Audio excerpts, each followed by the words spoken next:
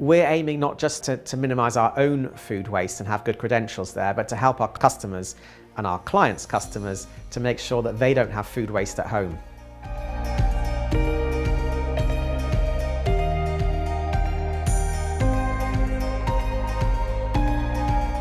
Food waste, the environment, plastics, CO2, I think it's all been of increasing importance to customers over the last number of years. When you think about food poverty and then you combine it with the amount of food that's wasted, people that realise what's going on, it makes you want to cry. Ocado Retail, I believe, has the lowest actual food waste and the lowest, from an economics perspective, monetary cost of food waste in the global food industry. And that's something we're super proud of, and that's something we'd like to help our client partners do in their own online businesses. Why throw anything away? And it's not just what we throw away in our business. So a lot of our functionality is there to help our customers and our client partners' customers.